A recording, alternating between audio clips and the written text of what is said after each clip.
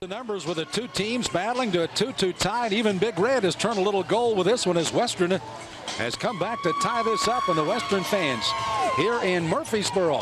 And of course ESPNU and a lot of folks enjoying the telecast today. Sam Smith along with Tammy Blackburn, glad to have you aboard for this one. And we go to the fifth and final game, and again it goes to 15. First to reach there, winning by 2, which means we could go on and on and on where these two teams are playing. But again, it will be over in this game.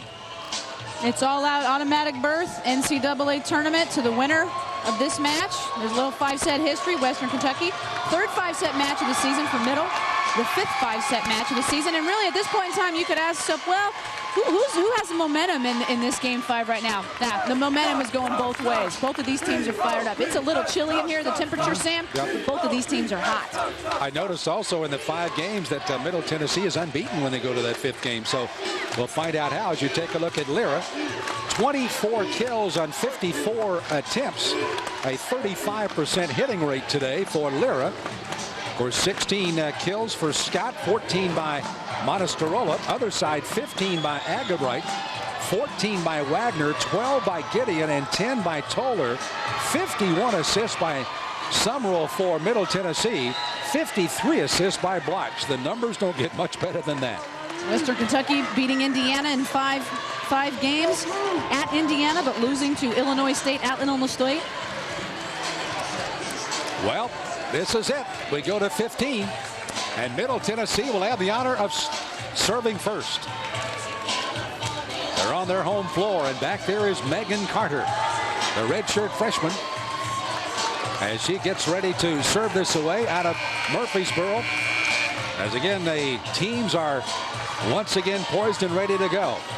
They're waiting for the clocks to get all set, which we do not use a clock, but again the timeout had to be a full timeout to let the teams get their necessary rest, and now we're ready to go. Carter for the serve. Pick up by Kristen. Block, sets it. Blocked that time, and it's going to be a point for Western Kentucky. And what a huge advantage it is to kind of get any kind of momentum going in a short game, as you mentioned. It is a sprint to the finish. You better buckle up, put your seatbelt on, and hold on tight. These teams, when they get to 8, they will take a break, and they will switch sides again. They've already switched sides for this game. Limau cannot handle that deep dig. And again, it's going to be CT back for the serve again. Sam, I'm a big believer in volleyball that in game 5, the team that scores the first 3 points is always the winner because it only goes to 15. Well, the first 3 points goes to Western Kentucky. Western Kentucky and Middle both realize with what happens in NCAA that they've got to win today to go to the tournament. It's automatic. Second team may not get to go. There's a good dig off that inline by Kristen. Blotch will just bat it back over her head. Set up Summerall. That time trying to do a little too much as a setter maybe, because she had Scott behind her maybe to set up on the back set. This is the Western Kentucky University team that Coach Travis Hudson has been waiting to see the entire match. He'd say, you know, you guys waited a little bit too long to show me what you had, but Middle Tennessee is not going away. Another big play by Scott. Well, that's what Scott was waiting for with Summerall just a moment ago, but she elected to try to just dink it over. Scott pretty well told her, said, hey, if you get that opportunity again, I'm there. There can never be a more critical time for Western Kentucky to play well in terms of their side-out qualities than right now. Christian trying to dig that one towards the front line. Got everybody in the right position, and a point goes to Middle. They've clawed back from a 4-0 advantage here. They trail by 2, 4-2. Serving Monasterola, and that's her second consecutive long serve. She got another one in game 4, and now a crucial one here in game 5.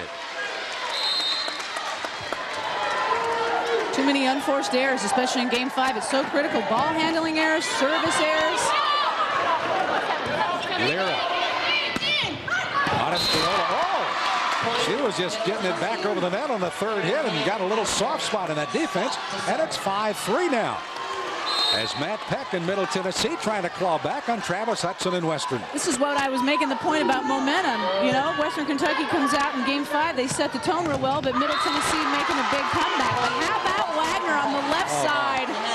15 kills, and that left-hander's got a big shot today. She's so difficult to guard with that big outside, and I mean way outside hit, because they set her up left of the antenna. Franklin, Indiana. She matriculates to Western Kentucky, and as senior, on the last time they went to the NCAA, like to get there again. And Lira hits it too deep. No, it was tipped. So a tip is going to be out, and a point to Middle Tennessee. 6-4. Lira out. No, Lira stays in, excuse me, as the substitution made. And Summerall will do the honors on the end line for the serve. Dagnan had a dig that was not very good, but Western Kentucky covers up the error. Now Monasterola just trying to dump it in. Unforced errors, 7-4, lead Western. Rally scoring. You said it changes the scope of the game. Another great example of how that changes the scope. Point Western Kentucky on an error. This is game 5. We go to 15, win by 2. Summerall sets it up for Lira. Lira has to get it back. They got to get it over the net. They do. Hoffmeyer blocks the set.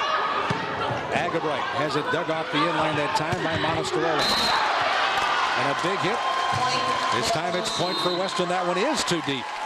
And it's an 8-4 lead by Western. They, of course, will switch sides of the net. We'll go for another 7 points, or until this one's over. Boy, you can feel the adrenaline flowing here, the emotions. Travis Hudson looks like it's a walk in the park for him, but you mentioned he was nervous at the hotel. Coach Peck is kind of hiding a little bit well here as well.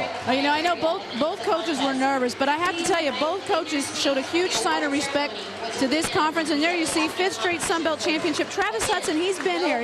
Their team has been in this situation. Matt Peck, not so much. He's a new coach. But again, my point, both coaches last night paying huge respects to the other team and the conference, and saying that none of these battles are going to be easy. And it certainly has not been easy here today. Game 5, a wonderful crowd on hand.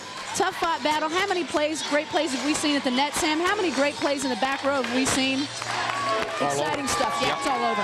Western Kentucky, of course, lost the last 2 years in a row to New Mexico State, who now plays out on the WAC and finished second to Hawaii this year in a very strong WAC basketball program.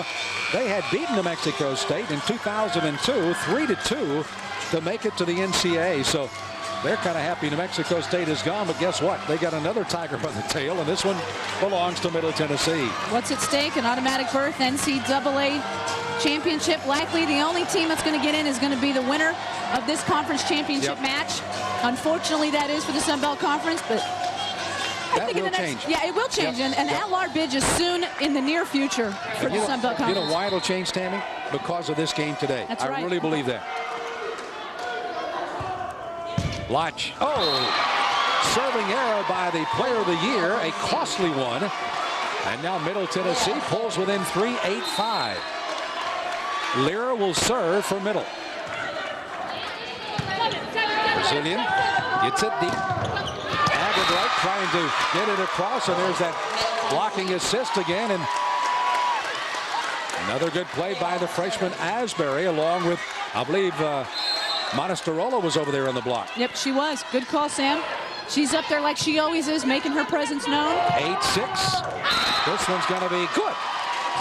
Well, that was a deep, deep hit that time by Agabright. And you know that Agabright wanted that one so bad. She missed that call. She got blocked on the last one. She wanted another opportunity. She's going to take a rest out right now. Julia No is going to come in the game, number 25, to give a little serve. Well, Julia wants to say yes on this serve as she puts it up. Dug off the inline. Goes to Davis. Oh! She puts it away. Davis again, that big freshman at 6'1". As you made mention earlier, the only player from Middle Tennessee ever is the National Player of the Week. And she gets a huge, huge hit on that one. And picks up another kill for her here. She gets only 5 for the afternoon, but a big one needed here in game 5. Oh, and another big counterattack. Boy, Coach Hudson was right. They are a great side-out team. They want to get that ball back when they don't have serve. They have not been able to exploit that against Middle in the first games 1 through 4, but they're doing that here in game 5. Kristen Toller again was very raw, said Coach Hudson when she arrived at Western Kentucky. Worked hard as a middle hitter. Moved to the right side last year, ended up with 314 kills. Came to this one with 209 kills, but has been a force today. A great pass. Blotch chases it down somewhat. She doesn't even really have to, quote unquote, take off, if you know what I mean, like get a running start. She really can just use her power and great leaping ability. She's got tremendous poise in the air, great position. Well, there's the numbers tied at 2 games apiece. 10-7 Western Kentucky. We're in game 5. And again, the first to reach 15 up by 2 will be the champion in 2005, celebrating the 30th anniversary of the Sunbelt Conference. And the winner goes to the big dance, the NCAA. Wow. Well, this crowd has certainly been entertained here this afternoon with this one. I know we have anyway. I'm literally physically tired and drained. I mean, it has been emotionally and physically draining for us sitting here watching this, you know, extremely competitive match.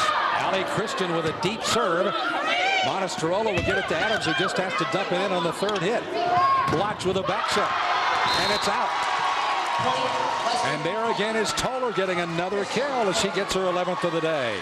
Interestingly enough, Jessie Wagner's been sitting out for Western Kentucky the last couple points. She comes in the game, and what happens? All of a sudden, the momentum starts to shift towards the Lady Toppers. 11-7, 4 points away from the championship. Middle Tennessee cannot save it. And there's Gideon with another big play up around the net along with Toller. And it's 12-7, 3 points away from the championship. This is absolutely no criticism whatsoever to Middle, but this is a completely different Middle team than we've seen in games 1 through 4. They're unable to put it away. They're making mistakes in the back row, lack of communication. And again, a deep hit that time. Both of the deep players were looking to see if it was going to go rather than maybe making the play. Kristen along with Gagnon. And again, Dagnan, excuse me, and again, neither one was able to dig it out. 12-8. Western by 4. Toller again. Can't handle it here on the near side is Carter. Boy, she's got that big cannon going now. Another big point, 13-8, 2 points away from the title. CT, a member of the 1,000 Kill Club, entered this season ranked all-time leader with 1,150 kills in Western Kentucky history. Good save by Western Kentucky. Wagner on that big hit by Scott. Another good block that time by Gideon. Good save that time by Dagnan. Scott, good block that time by Wagner. Middle picks it up. Another good dig off the inline. Blotch dumps it in. Middle Tennessee trying to save it, and they will. Great hustle on the near side by Sunbelt. And a great rally. Dump in. Does the middle go soft again? It does. Western Kentucky goes 14-8 and a point away from the title. Wow, Travis Hudson, almost a little smile on his face. It's a smile of a relief. This could be it. Picked up and dug. Blotch puts it away to Wagner and make that Gideon, and it's good. Gideon on the kill. And there is Coach Hudson on his knees. Thank you, Lord, for a big victory today, and they win it. And again, get it here again as they put it away. My, oh, my, oh, my. Western Kentucky comes up with a championship. First time since 2002. They've won the championship and head for the big dance. Congratulations to Middle Tennessee and Western. We'll be back with our final comments and more in a moment. Well, in a match that included up to 30-second rallies, it finally comes to Western Kentucky 15-8 as they take it in the 5th and final game. Here's Tammy with a happy Coach Hudson. Yeah, you are a happy Coach Hudson, as my partner says. Coach Hudson, I know this must have been probably one of the most emotional matches. I know it nearly drew you to tears. Your girls really laid it out on the line. Both teams really laid it out on the line. I'm not sure I didn't get out coached today by Matt Peck, and we feel very fortunate, but it's just a credit to how hard our kids played throughout. Never gave up. Congratulations to you, and good luck in the NCAA tournament. Thank you very much. All right, Sam, back to you. Thank you, Tammy. And, of course, 17 kills today by Wagner to lead the victorious Western Kentucky team. 25 kills by Lyra, and a losing cause for Middle Tennessee. So the dejection of Middle Tennessee, they got all so close, but Western prevailed Gales once again. You see the numbers as they win it 3-2 in a hard-fought battle. Well, on behalf of all of us here, and our thanks to Middle Tennessee for being such a nice host, this is Sam Smith for Tammy Blackburn. Thanks for joining us. This has been a presentation of ESPN Sports, the worldwide leader in collegiate sports. Good night, everybody.